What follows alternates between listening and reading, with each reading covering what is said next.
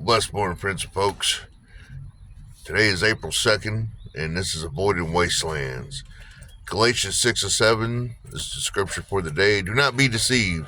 God cannot be mocked. A man reaps what he sows. Or if you're a chick, then of course a woman reaps what she sows. I looked up reap. Like, what does that mean? Reap simply means you planted, and sowed means you harvest. So that's what that means. You want to live a stupid life? Well, you're going to have a stupid life. When you want to step out of the stupidity and come to the wisdom of God, then that's how you'll live. And I know because I lived a stupid life for 22 years ago because my God was in a beer can. Yeah, that's right. Till January 5th, 2008.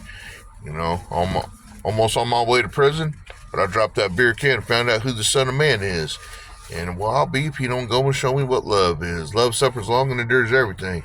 It's the greatest. And when love is on top, well, faith and hope is on the bottom. And then that's the arrowhead. Then the rest of the stem grows. Because that's the tree of life at the top of your heart. You have brotherly love, affection, compassion. When someone loses someone, you can go up there and strengthen and comfort them in the name of the Lord, and so forth and so on. The good fruits of the Spirit. We have a quote from, I can't even say this name, but we share the divine nature through our sharing of the Spirit. Yes, very true. In word, the origin. What would you say if someone offered to sell you a piece of beach property at a seemingly affordable price? Sounds good, doesn't it? But what if the property was a wasteland, the site of toxic dumping, the end of a sewage line, or used for some other objectionable purpose? The prospect of owning it would be unappealing, to say the least. Why? Because there's no value in such an investment. The image is an accurate picture of a choice we must all make. We can either live in the spirit or in the flesh. If we sow seeds of the flesh, we are investing in worthless land. It won't last. It can't be developed. It will leave us with nothing in the end. The sinful nature is destined for destruction. When we think of sowing to please our sinful nature, as Paul says, we immediately think of overt fleshly sins, sexual immorality, substance abuse, greed, etc., but we rarely consider the more subtle seeds of our sinful nature. If we sow seeds of self-effort, we will reap its rewards, a few accolades, perhaps, but nothing lasting. If we sow seeds of self-righteousness, we end up with self-righteousness.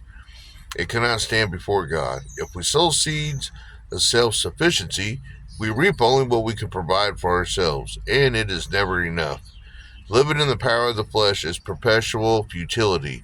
It accomplishes nothing eternal.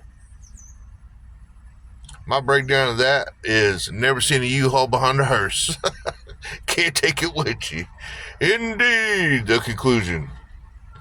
One of the great mysteries of sin, remember sin means missing the mark. One of the great mysteries of sin and self is why we invest in them. Like the beachfront, the investment may have natural appeal, but a self-directed life is deceitful. It promises us success, but delivers nothing that lasts. Even its noblest works are corrupt. What a disastrous investment. When we buy bad merchandise, we get, bad merchandise. When we cultivate the flesh, we get the flesh. Sow eternal seeds. Live by the power of the Spirit. Be forever joined to the plan, the purposes, and the person of the incorruptible God, and enjoy reaping what you've sown. Seek God's will in all you do, and He will show you which path to take. That's how I take the whole lesson here. Yes, of course, avoid the wastelands. If something sounds too good to be true in the flesh, well, it's because it probably is. Look at it in the spirit, and then the truth will be revealed onto you. You'll know whether to go forward in your step, to proceed, or to retreat and withdraw your focus from whatever that particular thing is, no matter what it is. Proverbs 21:1. You always hear me saying it? The king's heart's like a stream of water directed by the Lord. He guides it wherever He pleases. Is His living waters guiding your heart today? Or is it the bitter waters of the world? Gotta avoid the wastelands by simply having a relationship with the Son of Man. Be blessed in your iron journey.